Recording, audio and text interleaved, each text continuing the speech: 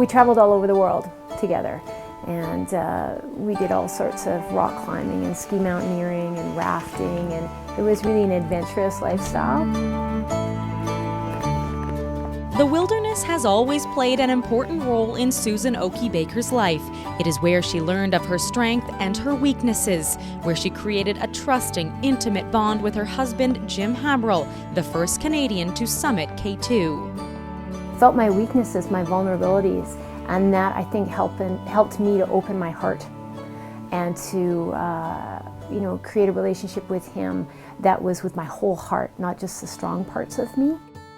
Those feelings would become much more evident in 1999, just 2 years after their marriage, when Haberl was killed in an avalanche in Alaska. That is when Oakey-Baker was forced to start all over again. So I went on a big journey after that and tried to initially, I think, find him. When he was killed, everything fell away.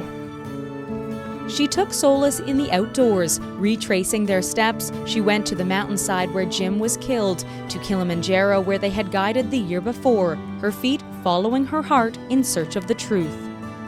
I did feel him when I'd go to those places. I would feel this opening in my chest. I would feel this energy.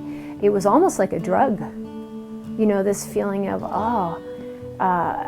but then it would come crashing down from it and realize, okay, he's not here, he is dead.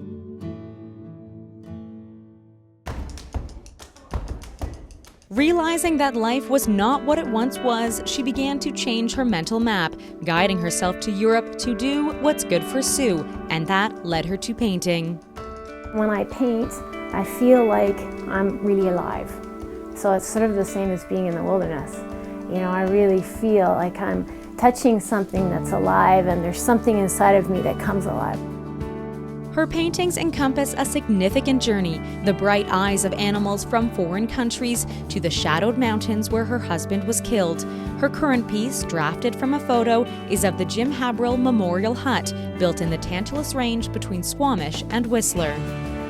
When I take the time and really see something and paint it, it helps me to make sense of it. Painting was cathartic, and so was writing. After years of journaling, she decided it was time to do more. She wanted to write a book. I think that, too, was a way of trying to regain a purpose in life. It felt like life lost meaning, or the meaning that I'd given to it before, and I needed something else. It wasn't until 5 years after his death, when she met her new husband and had their son Sam, that she felt grounded enough to really dig into her past and share her experience with the world. I really feel we learn more about each other through our vulnerability than through our strengths. And this was me at my most vulnerable. And I think that shared experience is important. I think there'll be people who read it and it will resonate for them. And if it resonates with one person, that's worth it, I think.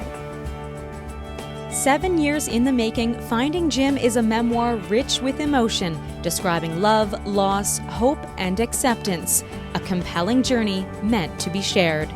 From Whistler, I'm Heather Butts for Shaw TV.